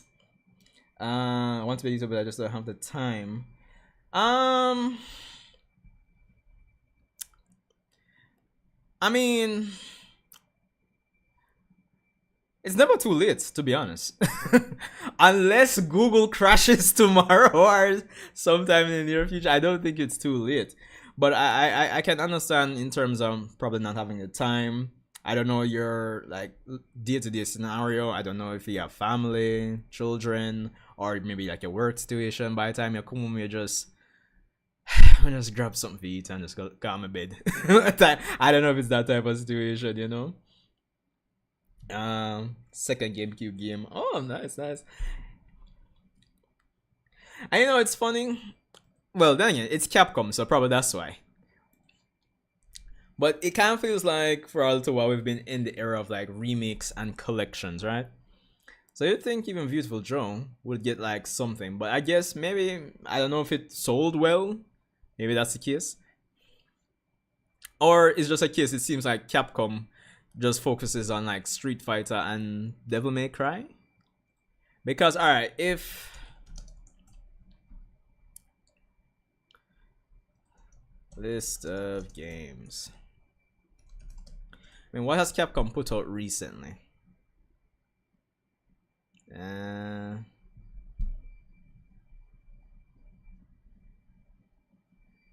Isn't it just literally Street Fighter and Devil May Cry they've been doing recently?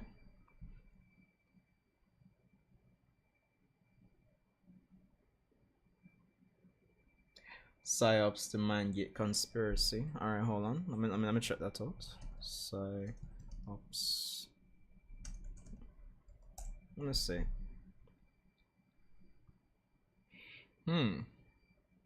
It's from 13 years ago. This product is not yet rated.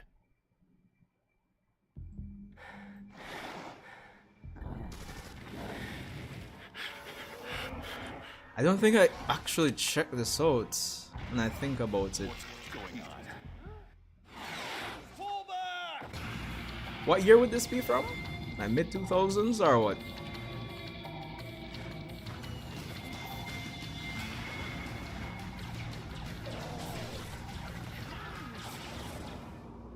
Captured by a powerful terrorist organization. Your mind. You feel your true self.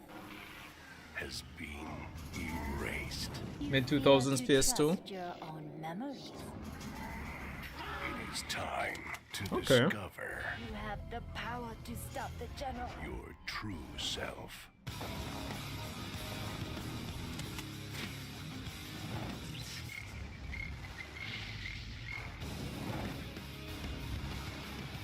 Engage in strategic combat, where your mind is the ultimate weapon. Maybe they could give this like the Doom treatment.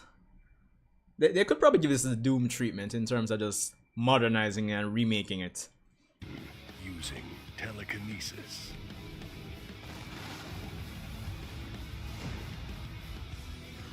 Which, by the way, I will be Pyrokinesis. getting Doom the Dark Ages. Well, it's gonna be on Xbox Game Pass, so I definitely want to try it out. Mind drain.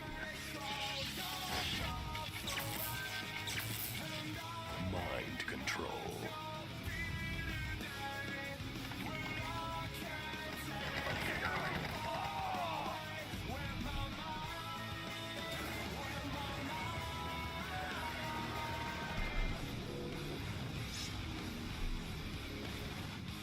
One of IGN's most wanted games. okay, of 04. 2004. Psyops, the Mind Gate Conspiracy.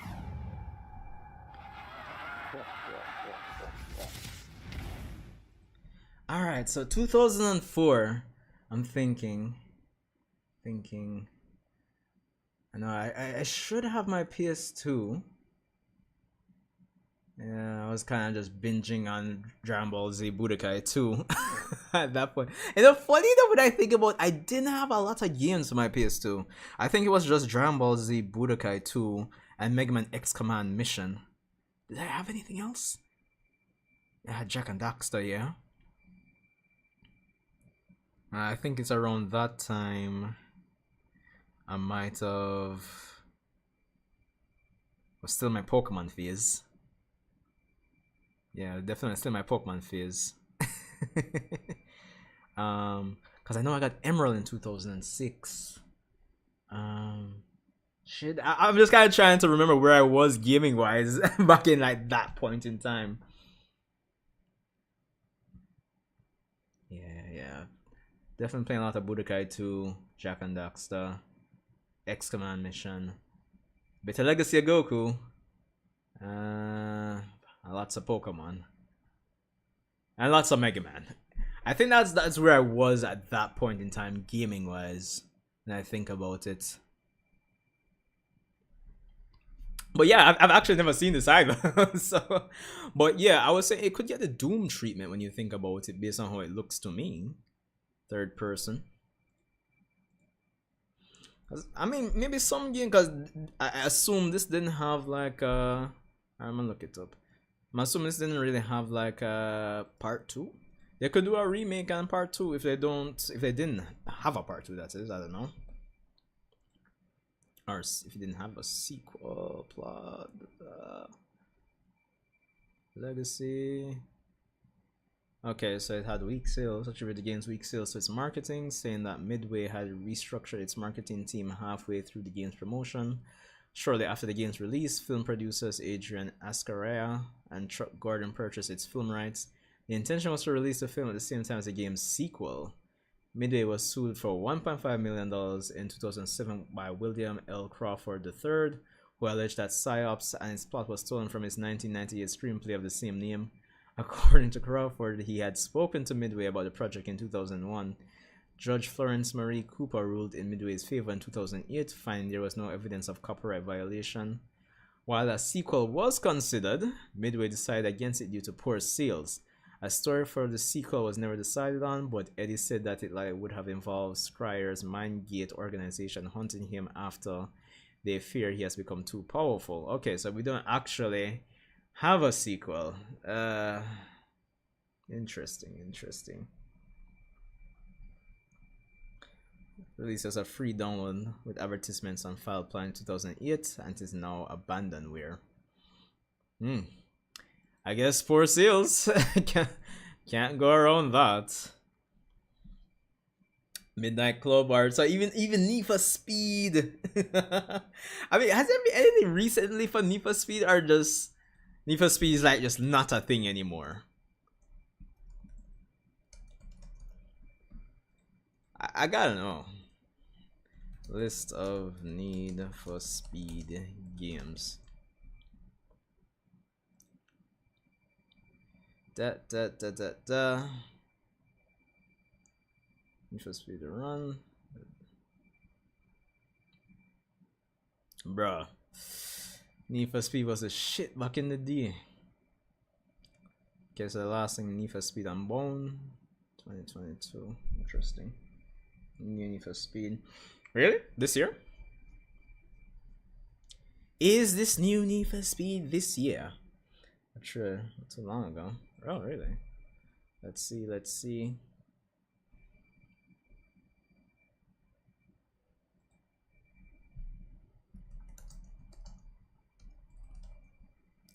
Dang it. Apparently I can't spell. Hold on. I'm not short. Need for Speed Heat official reveal. No, that's 5 years ago. Really? What's the name of this new Need for Speed? Because all of these seem like they were forever ago.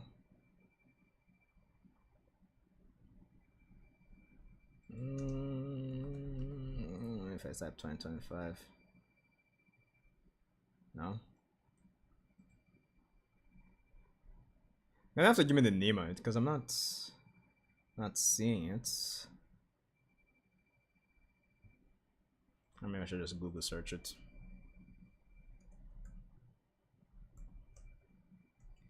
Upcoming Need for Speed game. Speed and Kaizen. Or is it just like maybe like DLC for like a previous Need for Speed game? I'm kind of getting that vibe like it's going to be DLC or something. But it is what it is, man. Oh, I'll get it. Alright, yeah. Get that because I'm not finding, man.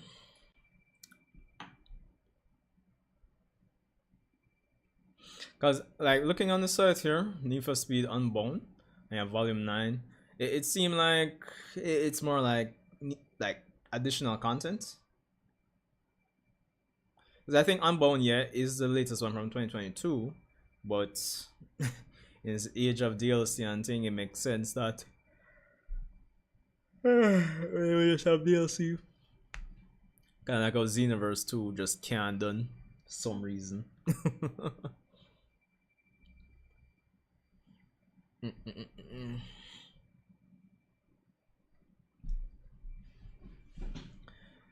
Oh boy. It's almost been 2 hours, that's crazy.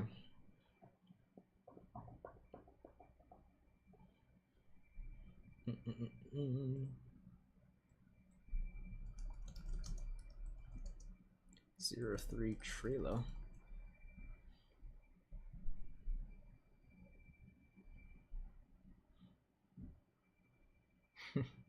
E3. Yeah. So if 03 was 2004, yeah, definitely. I was in the prime of playing Mega Man, if even Battle Network at the time.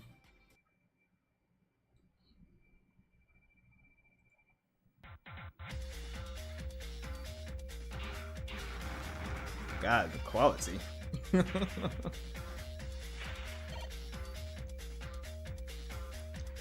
You know, thinking about it, funny enough, I didn't watch a lot of the trailers for these games. I may just play, like, for example, we play like 01. And of course, I was sailing the high seas, you know, getting ROMs and stuff at the time. So I'm saying, oh, they have 02. So I don't think I've actually like seen a lot of these trailers thinking about it.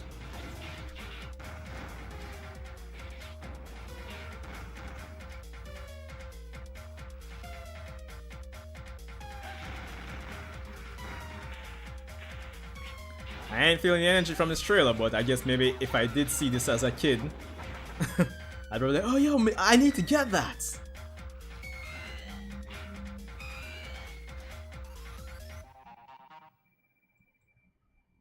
Zero 03.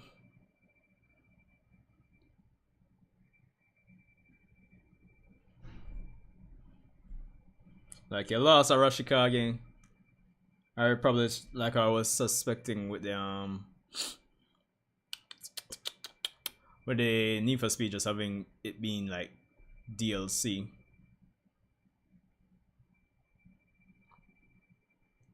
Let me know.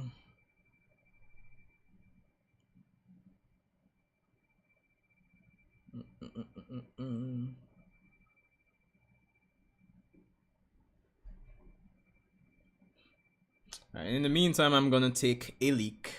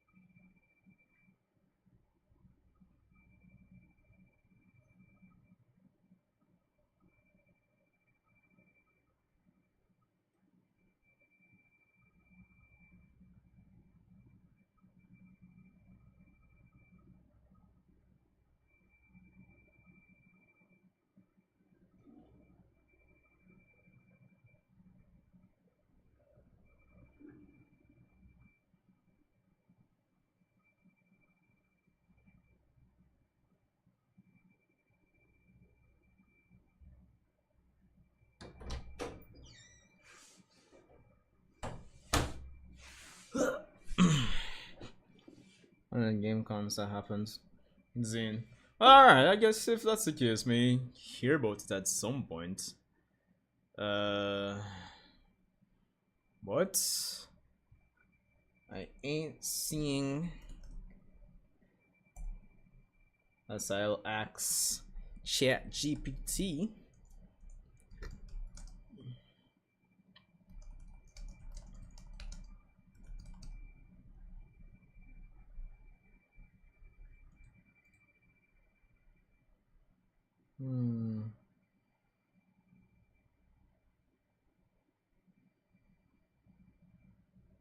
Yeah. Yeah, yeah. Yeah, you're just late then. Incredibly late. Incredibly. But anyway, I think that's it from me, guys. Still have work tomorrow, of course. This has been a decent stream to say the least. So, respect for coming out, and I guess all the best from me. I mean, first quarter of the year. Keep mixing out the first third, first third of the year. It's been meh. It's been so. So let's kind of hope that the next third we can, you know, get something flowing. Respect, Arashikage. Millennium, Young Killer. What's the day as well? You have this Boruto user here. Yeah, everybody just respect for dropping in, yeah, man. And for those who will, you know, get bits and pieces of the stream after it goes up, shout out. And yeah, let's see if we can get a little late snack and then just chillax until bedtime, prep for work tomorrow, and let's see what can happen for me, yeah, man. All the best, people. So, Sanju, Uchiha, and I'll see you guys in the next one.